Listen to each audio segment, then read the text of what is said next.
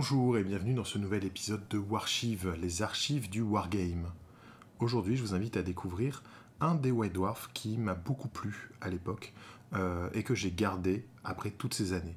Donc c'est un White Dwarf qui date d'il y a plus de 20 ans, qui date donc d'octobre 1999 et de la sortie de Mordheim. C'est le White Dwarf 66 en français, une figurine était offerte avec, mais comme vous le voyez, elle n'est plus là, je l'ai déjà peinte, on en reparlera bientôt. Donc voilà, j'aimais beaucoup le White Dwarf de l'époque. Je trouve qu'il y a eu une tournure dans les années 2000-2003, donc c'est un peu perdu. Mais là, voilà, j'aimais beaucoup les figurines qui étaient comme ça, un peu n'importe où. Enfin, il y avait un côté moins pris au sérieux, je trouve, dans la rédaction, qui était beaucoup plus sympa au final. Alors, il y avait la boîte de Mordheim qui était présentée, bien évidemment, avec donc Ainur, figurine sculptée par Brian Nelson, qui était donc la figurine offerte, figurine incroyablement mythique, j'ai envie de dire. Et voilà un petit article sur les Eldar qui présentait les différents aspects, avec les faucheurs noirs de l'époque, et sur de la figurine métal pour la plupart, il n'y a que les gardiens qui étaient en plastique. Avec la présentation des armées sur des tables de jeu. Il y avait les Warhammer Chronicles qui étaient des petits ajouts de règles pour Warhammer. Donc là, en l'occurrence, c'était des munitions spéciales pour artillerie. C'était assez sympa. Les prêtres liches, donc ça, c'était avant que le premier livre d'armée Khemri ne sorte. Donc là, il y avait, c'était un petit peu quelque chose entre la preview et la bêta ouverte, en fait. Il y avait des petites avant-premières, des fois, dedans, comme ça. Voilà. Cette mythique boîte Warhammer V5 avec les Bretoniens contre les hommes lézards. Moi, c'est par celle-là que j'ai commencé. J'ai découvert cette boîte, c'est par celle que j'ai commencé. En francs à l'époque. 490 francs la boîte. Les petits décors en carton assemblés. C'était magnifique. Il n'y a même pas de perso en fait dans la boîte. En fait, on avait deux armées qu'on ne pouvait pas jouer parce qu'on n'avait personne pour faire un général. C'est bête. Et voilà, donc le Town Crier numéro 1, donc était la petite partie du White Dwarf réservée à Mordheim avec toujours. Moi j'aimais bien parce que c'était toujours comme si c'était un journal de Mordheim vraiment. Donc il y a des petits textes et tout. Voilà. C'est comment dire, on est dans l'ambiance. C'est pas du texte de règles de jeu ou des choses comme ça, c'est vraiment du texte comme pourrait le lire une personne habitant Mordheim, explorant Mordheim à l'époque. Voilà. Abandonné par Sigmar, tout sur le cataclysme à l'intérieur. Un roc s'abat sur la ville, on accuse des agents du chaos, la vieille ville en effervescence. Ah, c'est hyper marrant, quoi. On va voir quelques petits articles, donc présentation du jeu, parce qu'effectivement, avant ça n'existait pas, le jeu est sorti fin 99. Le profil de Ainur, qu'on retrouve toutefois dans le livre de règles de Mordheim. Contenu de la boîte, alors ça me faisait tellement rêver en le voyant. Ça me faisait tellement rêver qu'à l'époque, j'ai craqué. Voilà. Mais c'est super beau, quand on voit les décors et tout, enfin, ça me faisait tellement rêver tout ça. Alors ça fait moins rêver quand on les voit sur une table verte avec les décors. Pour les phases de test, forcément. Voilà, comment les grappes ont été pensées, comment ça a été fait, comment se lancer dans le jeu. C'était vraiment super intéressant. Comment construire les ruines, faire des débris avec les restes de grappes. Ça, c'est encore une astuce qui est utile aujourd'hui. Voici une petite astuce du chef de projet Alan Merrett, et non pas du modéliste Games Workshop Mark Jones, avide de gloire comme nous l'avions prétendu dans le White Dwarf 63.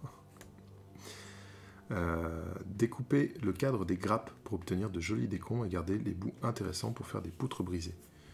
Ensuite on les peint comme ça pour mettre sur les socles. Alors c'est toute la question, je me suis beaucoup posé cette question à l'époque de ces décors, faire un socle ou pas. Parce que les décors c'est du carton avec des angles et les détails en plastique qui étaient à peindre et à assembler, le carton était déjà imprimé. Et en fait soit on l'assemblait directement, on pouvait le poser, soit effectivement, comme c'était marqué là, faire un socle, mais du coup faire le socle figé le décor dans une dimension, dans un assemblage spécifique, quoi. Aujourd'hui, je ferai un socle. Voilà, présentation des différentes figurines. Donc ça, c'était des figurines en métal avec les grappes de miliciens de l'Empire pour faire les hommes de main, mais là, les persos au premier plan, c'était des figurines métal. J'aime beaucoup ce... C'était le champion Marienberg, qui est un peu grassouillé, hein, parce que il est riche et il profite, quoi. Une illustration qu'on retrouve dans le livre de règles de Mordheim. Ça aussi, c'est 2 pages qui viennent directement du livre de règles de Mordheim. Alors j'ai déjà fait un Warshift sur le livre de règles de Mordheim que je vous invite à consulter. Voilà, et ça, c'est super. Ça, pour moi, c'est du contenu pour du jeu de rôle ou pour de la campagne narrative, en fait. Voilà, des petits trucs, voilà. Vent ou échange. Le bazar de Johan vend ou échange des articles suivants. Grand écu en fer, grande épée, trombon nain, œil de verre, pique, morue, pioche, hache rouillée, enclume, dague incrustée de joyaux porte-bonheur, seau et pelle. Venez donc jeter un œil à la cabane du vieux gardien. Voilà, des trucs comme ça. En fait, ça peut être le point de départ d'une aventure, tout simplement. Donc ça j'adore. Ça, c'est vraiment le type de truc qui est super marrant et qui donne beaucoup de profondeur à l'univers, en fait, parce que ça donne des détails qui ne sont pas forcément des détails utiles, hein, mais voilà. Donc là, on revient sur des figurines de l'article d'avant. Les spécialistes orques à Warhammer 40 000 par Andy Chambers. Donc ça, c'est drôle si vous voulez en savoir plus sur les différents types d'orques avec des figurines de Gorka Morka. C'était chouette, ça aussi. Les fouetteurs, les mécanos, tout ça. Ça, c'est assez... ça n'existe plus aujourd'hui, ce genre d'article. Heavy Metal Masterclass, qui va être de construire un serpent Eldar. Donc il faut savoir que le serpent Eldar, à l'époque, il n'existe pas en figurine. En fait, il existe dans le jeu Epic 40 000, donc en tout petit, en échelle 6 mm. Et là, donc, il y a un article de Mark Jones qui vous explique comment faire pour convertir le Falcon Eldar en serpent Eldar. Donc déjà, il fournit les gabarits pour pouvoir faire la trappe augmentée à l'arrière, hein, qui est plus large pour pouvoir accueillir plus de monde. Et il vous explique voilà, comment faire différentes choses. Alors il y a aussi bien les conseils de fabrication que des conseils de peinture, par exemple, pour faire les petits dessins, les petits friandes dessus. Donc c'est vraiment... je trouve ça vraiment super chouette. C'est un truc qui me manque aujourd'hui, je trouve. Et là, où justement, il explique que la tourelle, c'est une cuillère en plastique d'un fast-food, quoi. Sûrement du McDo. Voilà. Et les petits chapitres approuvent de l'époque. Donc là, c'était les règles de route et cratères, des éléments de terrain, et les profils d'adorateurs du chaos, puisque les adorateurs du chaos n'étaient plus dans le livre d'armée. Ces figurines étaient déjà quasiment introuvables à l'époque où j'ai commencé à jouer. Voilà, des missives, hein, où c'était les gens qui envoyaient des lettres. Alors c'est assez drôle. On va lire celle-là. Des menaces. Jeune guerrier de 25 ans, j'écume les champs de bataille depuis déjà 10 ans et possède avec fierté les versions originales de 40K, Companion et Compendium, ainsi que de nombreux vieux White Dwarf en VO. Aujourd'hui, j'écris pour ajouter un autre chapitre au livre des rancunes qui mérite le nom Les Oubliés. En effet, depuis 10 longues années, j'attends avec impatience le grondement des trikes dans les batailles. Et oui, cher ancêtre, que sont devenus les squats? Déjà à l'époque. Voilà une race de guerriers trop vite oubliés. Avec la deuxième version de Warhammer 40 000, j'espérais depuis longtemps voir débarquer leurs figurines dans le rayon des Games Workshop. Et toujours rien. Je sais que les squats sont petits, mais tout de même, faites quelque chose ou vous le regretterez. Vive l'empereur et Sanguinius. Le problème avec les squats, c'est que leur technologie cyclopéenne se décline mieux à l'échelle épique qu'en 28 mm. De plus, ils faisaient un peu double usage avec la garde impériale. Au studio, on a beau essayer régulièrement de refiler le bébé, personne ne semble en vouloir. Aucun concepteur, aucun sculpteur, aucun illustrateur, aucun peintre heavy metal.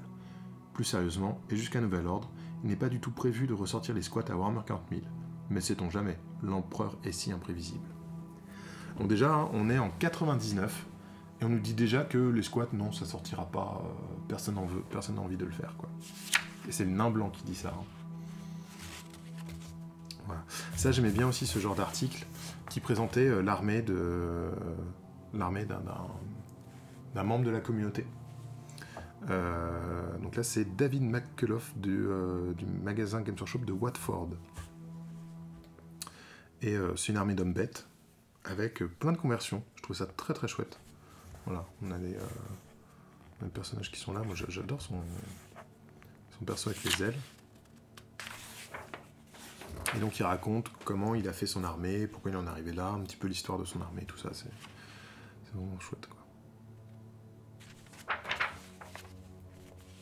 C'était la sortie de Landspeeder Typhoon, donc il montrait les différences avec le Landspeeder classique.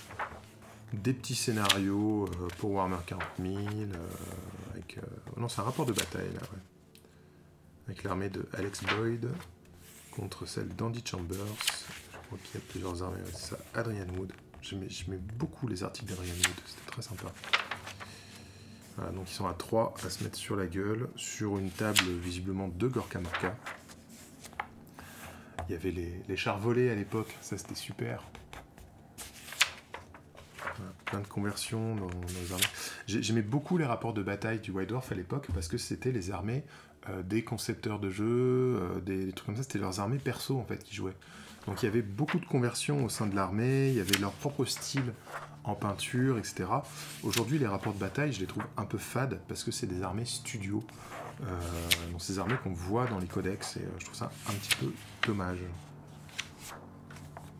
Voilà. Et donc Mordheim. 390 francs avec les figurines qu'on achetait 40 francs les deux persos, 30 francs le perso spécial, voilà, des trucs comme ça. 80 francs la figurine à pied plus la figurine montée. Ah, c'était... Les prix étaient vraiment ridicules.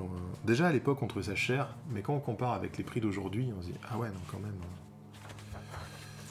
Voilà, donc forcément les guerriers aspects, hein, puisqu'il y a eu un article dessus. Les orques, puisqu'il y a un rapport de bataille dessus. J'aimais bien comme ça ce côté petit catalogue qui permettait de voir figurines en couleur dans la gamme, à une époque où Internet était très peu répandu. Hein. Voilà. Et toujours cette double page de tous les livres et les jeux différents, Necromunda, Gorka Morka. Voilà. Alors, vous voyez, il y a plus Epic déjà à l'époque. Hein. Moi, quand j'ai commencé Epic, je crois que même dans mon premier White Dwarf, il n'y a pas Epic. Il venait juste de totalement disparaître. Voilà. Donc voilà, un de mes White Dwarf favoris. J'espère que ce format de Warchive sur des vieux numéros de White Dwarf un peu mythiques, en tout cas des numéros qui ont marqué ma jeunesse de figuriniste, j'espère que ce format vous plaît. N'hésitez pas à me le dire en commentaire. N'hésitez pas à me proposer le type de livre que vous voulez voir dans les prochains Warchive. Et en attendant, je vous dis à très bientôt. On se retrouve sur les réseaux sociaux, la page Facebook de Grégoric, le groupe des peintres et des joueurs ou le Discord des PDJ. Si vous voulez donner un coup de main à la chaîne, n'oubliez pas qu'il y a aussi un Tipeee. Voilà, ça me permet de pouvoir récupérer des vieux livres pour faire les Warchives, de pouvoir acheter de la peinture pour les tutos ou des choses comme ça. Voilà, ça aide pas mal, mine de rien. Je remercie tous mes tipeurs, vraiment. Merci beaucoup, vous aidez énormément la chaîne. C'est grâce à vous que je peux faire de plus en plus de choses différentes. Donc merci beaucoup. Et en attendant, je vous fais plein de bisous et je vous dis à très bientôt pour une nouvelle vidéo.